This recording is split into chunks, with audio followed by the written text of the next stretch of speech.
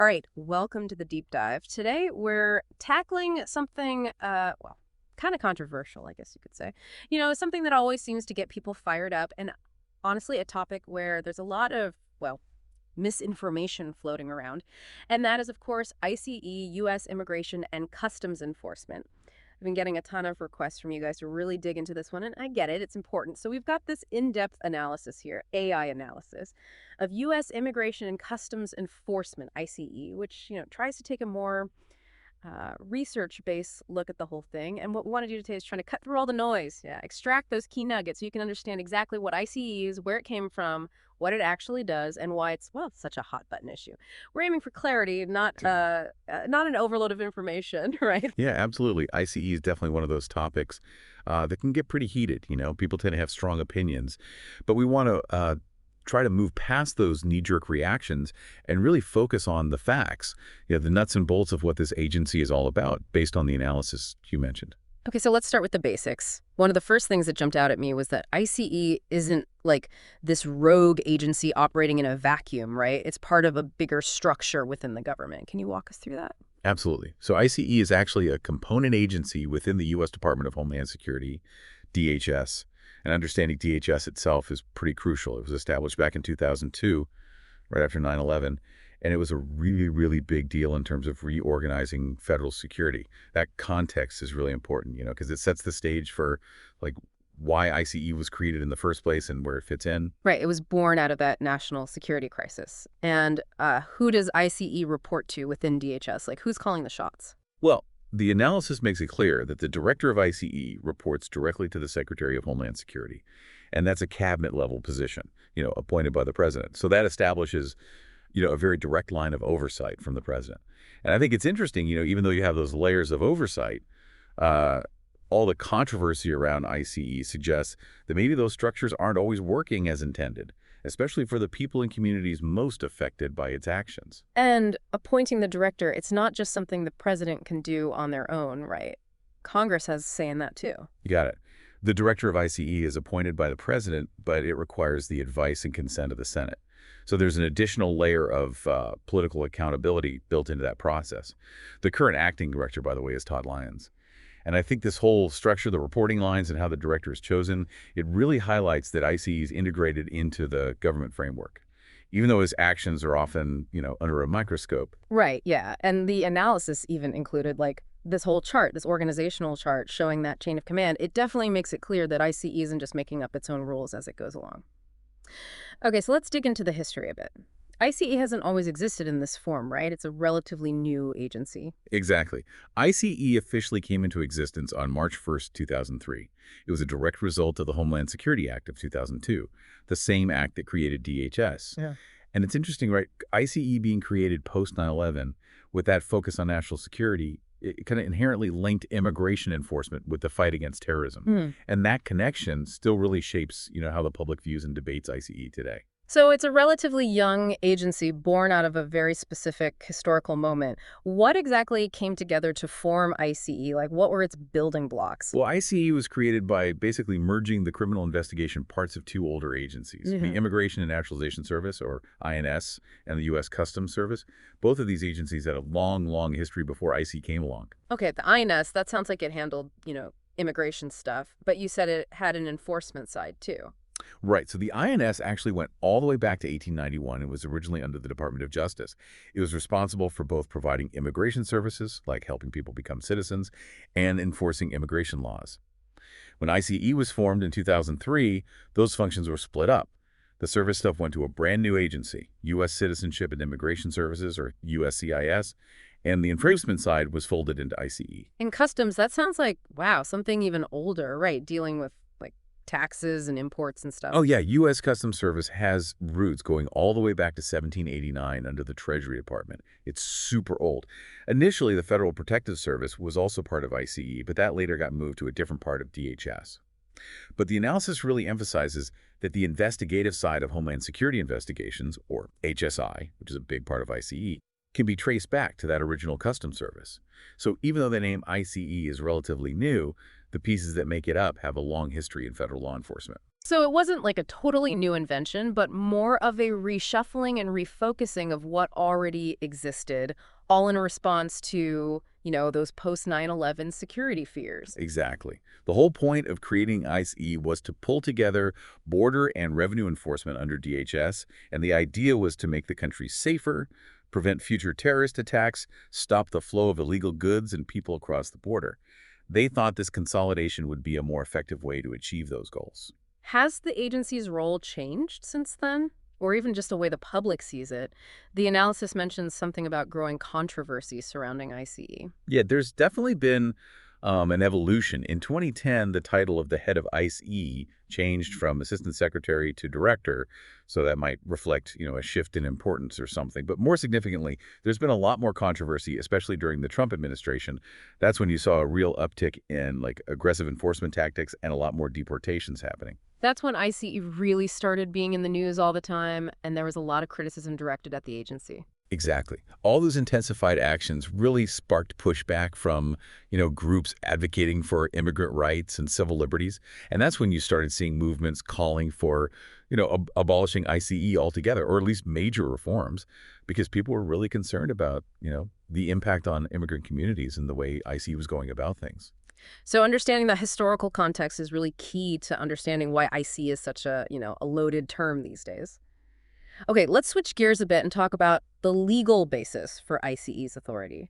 What are the laws that actually give them the power to do what they do? Well, the analysis says the core mission of ICE is to, protect the U.S. from what they call cross-border crime and illegal immigration, basically anything that threatens national security or public safety.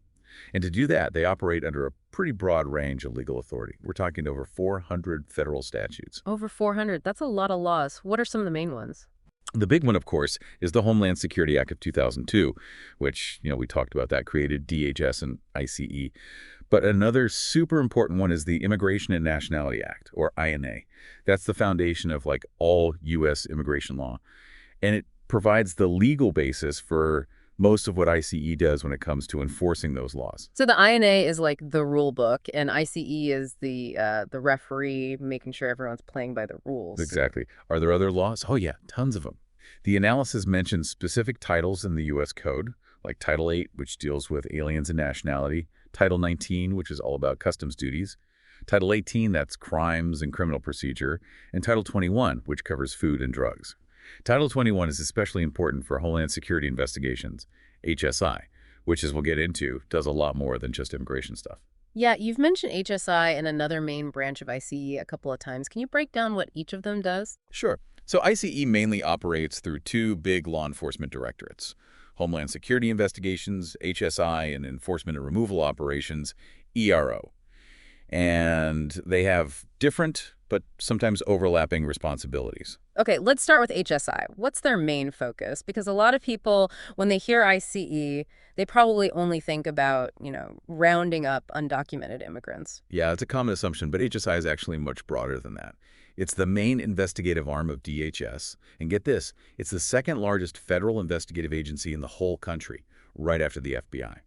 HSI tackles all sorts of transnational crimes that go way beyond immigration violations. We're talking terrorism, drug smuggling, weapons trafficking, gangs, child exploitation, human trafficking, financial crimes, and the illegal export of technology and goods. Wow, that is a huge range of stuff. So they're dealing with some serious criminal activity that just happens to have, an international element. What about ERO? That sounds more like what people typically associate with ICE. Yeah, you're right. Enforcement and Removal Operations, or ERO, that's the part of ICE that's really focused on immigration enforcement. Their job is to enforce U.S. immigration law at the borders, within the country, and sometimes even beyond. They basically identify, apprehend, detain, and remove undocumented immigrants and anyone else who's violated immigration law. Okay, so HSI is the investigative side, tackling all sorts of cross-border crime, and ERO is focused specifically on enforcing immigration law. That distinction is really helpful. Now, what kind of authority do ICE officers actually have when they're doing their jobs? Can they just, arrest anyone at any time? No, not really. Their authority is definitely limited by the law. Section 287 of the Immigration and Nationality Act does give them the power to arrest non-citizens without a judicial warrant in certain situations, like if they have a reasonable belief that the person is here illegally and might run away before they can get a warrant. But, courts can interpret that authority differently, and there are constitutional limits, especially when it comes to, like, entering people's homes. Generally, ICE agents can't just barge into someone's house without consent or a warrant from a judge based on probable cause, meaning they have a good reason to believe a crime has been committed. And it's important to remember, administrative warrants that ICE can issue themselves, those aren't the same as a warrant from a judge. They allow ICE to take someone into custody for immigration violations, but they don't give them the automatic right to enter private property without permission. That's a super important clarification, especially with all the concerns about ICE, overstepping their bounds. Now, the analysis mentioned something called the 287G program. What is that exactly? 287G is basically a way for ICE to team up with state and local law enforcement agencies. They make these agreements where local officers get special training from ICE, and then they can, like, be deputized to do some of the work of federal immigration agents in their own jurisdictions. So it's a way for ICE to extend its reach by, working with local cops. That seems like it would be pretty controversial. It is. There's a lot of debate about 287G. Critics say it blurs the line between, local policing and federal immigration enforcement. They worry about racial profiling and that it could make immigrant communities less likely to trust the police. All right, so now we have a better handle on, the structure of ICE, the history, and the legal stuff. But how does it actually work in practice? What are some of the things ICE agents actually do on a day-to-day basis? One common thing ERO does is what they call targeted enforcement operations. These are operations focused on, finding and arresting immigrants who are subject to removal from the U.S. They especially go after people with criminal records or anyone they think might be a threat to national security or public safety. They even have special fugitive operations teams that track down people with outstanding deportation orders. I always hear about these things called immigration detainers. What exactly are those? How do they work? An immigration detainer is like a request from ICE to another law enforcement agency, like a local police department or sheriff's office. They ask them to hold someone in custody for a little bit longer, usually up to 48 hours after they would normally be released. This gives ICE time to come and take the person into federal custody for deportation proceedings. But these detainers, they've been challenged in court a lot. Some courts have said they might violate the Fourth Amendment if there's no probable cause. And what about HSI? What kind of operations do they typically run, given that they have, a broader mandate? Right, so HSI deals with a whole bunch of different cross-border criminal activity, remember. One thing they do a lot is workplace raids and I-9 audits. They target businesses they suspect of hiring undocumented workers. They're trying to crack down on illegal employment, but these raids can also uncover other stuff, like human trafficking or fake documents. And in these raids, the workers themselves can get arrested, and the businesses can face fines or even criminal charges. So they go after the employers, not just the employees. The analysis also talked about ICE using surveillance and intelligence gathering. But I guess that's pretty standard for any law enforcement agency, right? It is. HSI has a whole office of intelligence that's dedicated to, collecting, analyzing, and sharing information to support their investigations and operations. They gather intel on potential threats and criminal activity. And they use all sorts of databases and information sharing systems to, identify and track people they're interested in. And in the field, agents often use those mobile biometric devices, the ones that can scan fingerprints and take photos, to figure out who someone is right away. Okay, so that all sounds like pretty typical law enforcement stuff. But the analysis also touched on some of the more controversial methods ICE uses. What are some of the things they do that have really drawn criticism? Yeah, some of ICE's methods have definitely been controversial. One is the use of what they call ruses. Basically, they might lie about who they are or why they're there to get into someone's home or to get information from them. Critics say this is deceptive and might even be a violation of the Fourth Amendment, especially when it comes to consent to enter a home. Yeah, I can see how that kind of deception would raise some eyebrows. What are some other things they've been criticized for? Another one is collateral arrests. That's when they go after a specific person or group of people, but they end up arresting other people who just happen to be there. Critics say this shows how indiscriminate their enforcement can be, and they question whether it's really necessary to be so disruptive to communities. And then there's the whole issue of racial profiling. There have been tons of reports and accusations that ICE agents target people based on their race or ethnicity, stopping, questioning, or arresting them just because of how they look. Those are the kinds of practices that really fuel the negative perception of ICE, for sure. Now, once ICE arrests someone, what happens? Can you walk us through, the detention and removal process? Sure. So if someone is arrested by ICE, They might be taken to one of ICE's detention facilities, or sometimes they're held in a facility run by a private company under contract with ICE. ICE is responsible for the whole detention and removal process. And while they have national standards and some internal oversight, they get a lot of criticism from human rights groups about the conditions in these facilities and how people are treated. There have been lots of reports of, inadequate medical care, bad living conditions, even abuse. It's important to mention, though, that ICE also has this program called Alternatives to Detention, or ATD. It uses different methods, like electronic monitoring with ankle bracelets or required check-ins, to keep tabs on people who are waiting for their immigration cases to be heard. The idea is to make sure they show up for court and comply with removal orders without actually locking them up. Okay, so ATD sounds like it could be a more humane option, but it seems like the problems with detention conditions are still a big concern. Now, we talked about that listener comment about IC agents wearing masks and looking like a terror organization. What did the analysis say about where that perception comes from? Well, it basically said that image probably comes from news coverage and pictures you see of ICE raids, where the agents are often in plainclothes or tactical gear, and sometimes they're wearing masks, like balaclavas or something. The reasons for the masks could be legit, for officer safety, especially in risky situations, or to protect their identity in sensitive operations. But the analysis does acknowledge that, regardless of why they do it, seeing masked agents can be really intimidating, and it definitely contributes to that negative image, making some people compare them to, scary or even oppressive groups. Right, it's that sense of anonymity and like the visual association that can be unsettling.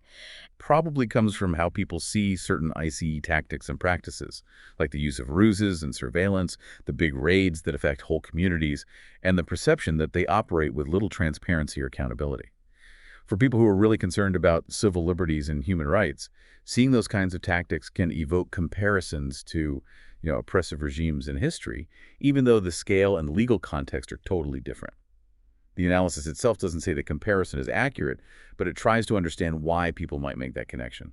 So it seems like those operational methods, especially the ones that are seen as, crossing the line, are really at the heart of the public's fear and distrust of ICE. Let's go deeper into some of those specific allegations of, overreach and misconduct that have been leveled against ICE. The analysis mentions a lot of recurring controversies and criticisms. One big one is that the agency has gone beyond its legal authority. There have been tons of reports of excessive force being used during arrests and cases where agents allegedly entered homes and businesses without a proper warrant or the owner's permission. That raises serious questions about whether they're respecting people's constitutional rights. Yeah, we talked about warrants earlier, and that's obviously a big sticking point that keeps ending up in court. What other specific concerns have people raised? There have been documented cases where ICE agents supposedly didn't recognize or respect valid IDs, like U.S. birth certificates or other official documents. And because of that, they've detained U.S. citizens by mistake, people who should never have been targeted for immigration enforcement in the first place. That raises serious questions about, how well-trained these agents are, what their procedures are for verifying someone's identity, and the potential for huge mistakes with serious consequences for innocent people. That's a really disturbing thought, that American citizens could be wrongly detained because of, sloppy work or whatever. Yeah. And you mentioned lawsuits earlier. What ICE practices have people actually sued over? People have sued over all sorts of things. Like we talked about, immigration detainers have been challenged in court, and some courts have ruled that they can be a violation of the Fourth Amendment if they're not backed up by probable cause. ICE arrests without a judicial warrant or arrests that don't meet the specific conditions in the INA, those have also been challenged. And in some cases, federal courts have ruled against ICE, which shows that there's a real debate about how far their authority actually extends. The analysis also brought up enforcement actions in sensitive locations. It sounds like the rules about that have changed depending on who's in the White House. Yeah, that's true. There have been a lot of concerns about ICE doing enforcement actions in places like schools, hospitals, and churches. Before, there was guidance that generally limited those kinds of actions, so they wouldn't disrupt important community services or create a climate of fear. But during the Trump administration, that guidance was thrown out, and ICE started doing more enforcement in those places, which led to a lot of criticism. The Biden administration has tried to put some limits back in place. Okay, so beyond those specific tactics and the legal questions, there's also been a lot of criticism about how people are treated once they're in ICE custody. Right? People have raised all sorts of concerns about conditions in detention centers and how detainees are treated. Reports and investigations have documented things like inadequate medical care, sometimes with serious health consequences, really bad and unsanitary living conditions, and different forms of abuse, including physical and verbal mistreatment. The use of solitary confinement, especially for long periods of time and for people who are particularly vulnerable, like those with mental health issues, that's been really condemned by human rights groups. And then there's the issue of family separation at the border, which is a really dark chapter for IC. Absolutely. Separating families, taking kids away from their parents. During IC enforcement actions at the border, that sparked outrage all over the world. It's a really controversial part of the agency's history, and it's had a lasting impact on those families. And the use of those ruse tactics, that's another thing that keeps coming up as a real problem, right? Definitely. A lot of legal experts and ethics folks and advocacy groups, they say it's just wrong for ICE agents to lie to get into people's homes or to trick them into giving information, even if it's technically legal in some cases. They say it destroys trust between law enforcement and the community. And one thing that seems to be a recurring theme in all the criticism is that ICE just isn't transparent or accountable enough. Can you talk about why that's such a big concern? Transparency and accountability are super important. But people have reported having a really hard time getting basic information about how ICE operates. Things like inspection reports for detention centers, data on how often and where they do enforcement actions, details about the conditions people are being held in. If that information isn't readily available, it's really hard for the public and oversight bodies to know if the agency is doing its job properly and to catch problems early on. And then there's the concern that there just isn't enough independent oversight of ICE and that when agents do something wrong, there aren't real consequences. Even that Citizens Academy program that ICE created, supposedly to educate the public, some people have criticized it as just a PR stunt, trying to make themselves look good instead of being truly open and honest. It definitely seems like there are a lot of layers to the criticism, from questions about whether their tactics are even legal or ethical, to concerns about how people are treated in detention, to this overall lack of transparency and accountability. So given all that, what systems are in place to make sure ICE is actually following the rules and doing its job properly? Well, the good news is there are actually several entities and processes designed to provide oversight and regulation of ICE. Within the Department of Homeland Security itself, you have the Office of Inspector General, or OIG. They act as an internal watchdog. They're responsible for conducting independent audits and investigations into allegations of misconduct, fraud, waste, all that stuff within DHS.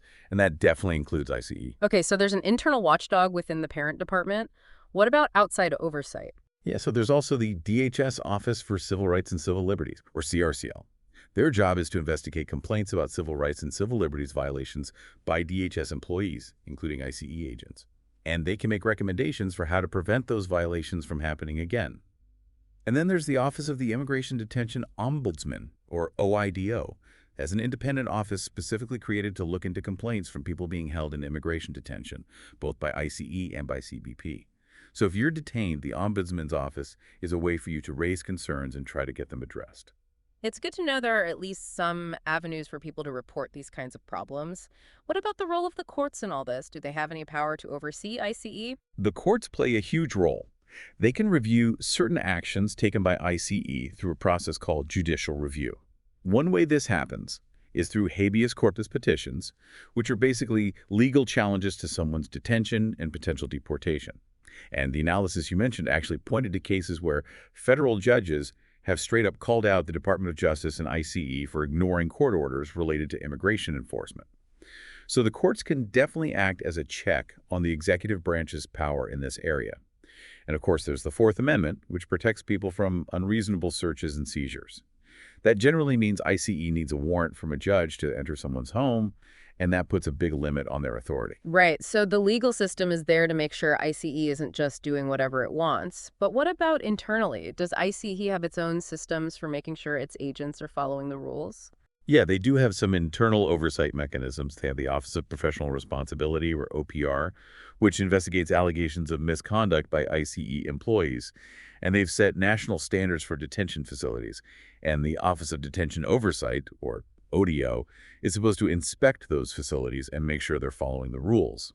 There's also a grievance system for detainees where they can file complaints about their treatment or conditions. Okay, and finally, Congress also has a role to play in overseeing ICE, right? Absolutely. Congress has oversight over ICE because of its power of the purse. They control how much money ICE gets. And they can hold hearings, request information, and even do investigations into the agency's activities and policies. So theoretically, you have all these layers of oversight meant to make sure ICE is accountable and following the law. But as the analysis pointed out, whether these mechanisms are actually effective at preventing abuse and holding people accountable is a whole other question. That's an important point. Just because the mechanisms exist doesn't mean they're actually working as intended. Okay, so let's talk about public perception of IC. The analysis mentioned that public opinion is pretty divided. Yeah, it's really split, and that split often falls along party lines. Democrats tend to have an unfavorable view of ICE, while Republicans generally view it more favorably. And that divide reflects, the bigger disagreements in the country about immigration policy and enforcement. We've seen the abolish ICE movement gain a lot of traction in recent years. What's the main argument there? Why do people want to get rid of ICE altogether? People in the abolish IC movement say the agency is just fundamentally broken, that it's responsible for human rights abuses and tearing apart families and communities.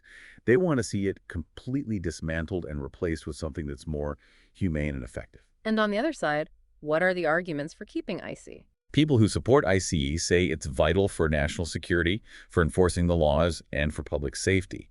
They argue that getting rid of ICE would weaken our borders, encourage more illegal immigration, and make us more vulnerable to criminals and terrorists. It seems like there might be some agreement on, the idea of deporting people who are here illegally, but the disagreement is really about how ICE goes about doing it. That's a good point. You might see general support for immigration enforcement in the polls, but that support drops way off when you start talking about specific tactics like family separation at the border, those big raids in neighborhoods, or arresting people at sensitive locations. Those specific actions are what really generate outrage and shape how people view ICE. And do people disagree about how effective ICE even is at doing its job? Oh, yeah. ICE likes to point to all the people they've deported who they say were dangerous criminals. But critics argue that their approach, which often targets people who haven't committed any crimes, isn't the best way to deal with these complex issues. They also say that all the enforcement actions really hurt immigrant communities, creating fear, breaking up families, damaging local economies, and making people less likely to trust law enforcement in general. It's a complicated issue, that's for sure. With all this controversy, what are some of the ideas people have for reforming ICE? Well, there have been a lot of suggestions for reform, and some of them have even been tried. For example, there's a bill in Congress called the ICE Security Reform Act. One of the main things it would do is split Homeland Security Investigations, HSI, off from the rest of ICE and make it its own agency. The thinking there is that this would let HSI focus on its mission of investigating transnational crime, and both HSI and the rest of ICE would be subject to more specific oversight. Yeah, that kind of structural change could definitely shake things up. What about funding? Every year, Congress argues about how much money ICE should get. People who want to see more enforcement push for bigger budgets, while those who are critical of ICE want to see their funding cut.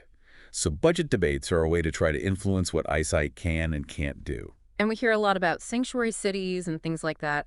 How do those policies affect ICE? Sanctuary policies at the state and local level, those are basically laws or practices that limit how much local law enforcement cooperates with federal immigration authorities like ICE. They might not share information with ICE, or they might refuse to honor those detainer requests. This can make it harder for ICE to do enforcement in those places, and it forces them to rely more on their own resources. And what about at the federal level? Have there been any big policy changes that affect how ICE operates? Definitely. The Trump administration made a lot of changes, like getting rid of that guidance that limited enforcement actions in sensitive locations. That led to more enforcement in places like schools and hospitals. But then the Biden administration came in and reversed some of those changes. And there have been shifts in policy on other things, like how ICE uses those special management units in detention centers and the process for granting stays of removal, which can basically prevent someone from being deported, even if Congress is interested in their case. And you keep mentioning alternatives to detention. Why are they seen as a potential solution? Alternatives to detention, or ATD, are seen as a way to handle people waiting for immigration proceedings in a more humane and cost-effective way. Instead of locking them up, they use things like electronic monitoring, check-ins, and community support programs to make sure people show up for court and comply with removal orders. Expanding HED programs is seen as a way to reduce the reliance on detention, which is expensive and often really harsh. And there are a lot of groups and experts who are calling for more independent oversight of ICE and stronger accountability mechanisms to make sure they're not abusing their power. It seems like there are a lot of different perspectives on how ICE could be reformed, which makes sense given all the strong feelings people have about it. Now, we've been talking about this concern that ICE agents might be acting with unlawful authority, basically being judge, jury, and executioner all rolled into one. Where does that perception come from? A lot of it has to do with the way ICE operates and the laws that govern it. One thing that worries people is the process of expedited removal. That basically lets ICE officers decide whether someone should be deported and issue a removal order without the person even getting a full hearing in front of an immigration judge. That raises a lot of due process concerns because individual ICE officers are making really big legal decisions without much oversight. Yeah, it does seem like that gives them a lot of power. It does. And on top of that, they have a lot of discretion in how they do their job. They get to decide who to investigate, who to detain, and who to put into deportation proceedings.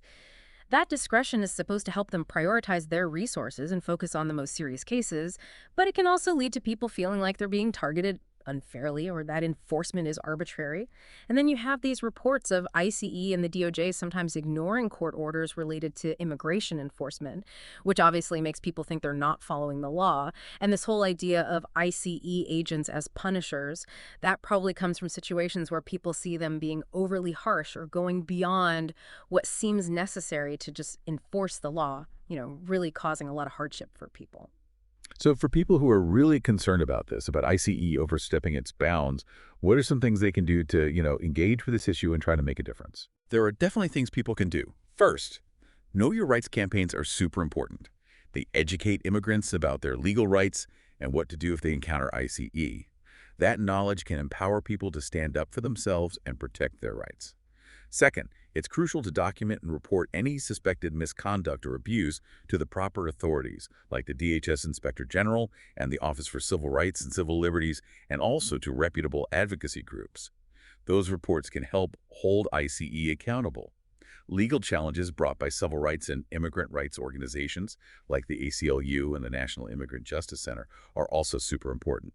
They fight specific ICE policies and practices in court and try to set legal precedents that can protect people. So knowing your rights, reporting abuses, and supporting legal challenges, those are all key. What else can people do?